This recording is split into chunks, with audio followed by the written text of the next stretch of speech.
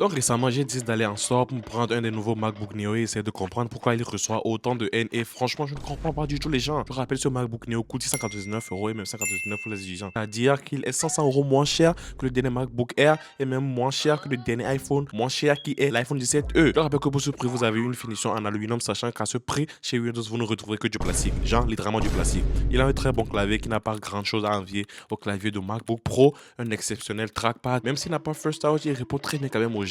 Une webcam 1080p très propre pour vos appels conférences et court. Je le rappelle, plein d'ordinateurs Windows qui coûtent 2-3 fois le prix de ce MacBook Neo n'ont pas de caméra 1080p. Il a une excellente autonomie de minimum 8 heures de temps d'utilisation normale, genre travail, cours, prise de notes toute la journée, un peu de montage léger, un peu de recherche de photos.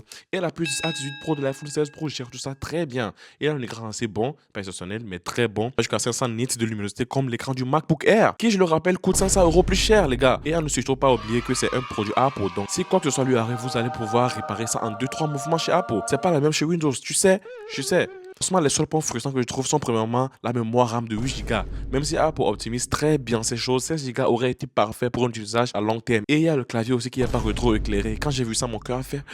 Je sais pas si je pourrais utiliser un PC sans clavier rétro-éclairé en 2026, les gars. Mais je pense que ça en vaut largement le coup. Et ne me dites même pas qu'à ce prix, on peut retrouver le MacBook Air M2 en reconditionné ou je ne sais quoi. Déjà, oui, c'est vrai, mais pour ça, il faut déjà être un connaisseur de tech, savoir comparer les RAM, les puces, les composants, chercher, comparer les prix sur tel site. Faire attention qu'on ne vous vole pas, vérifier tout le temps la description du produit.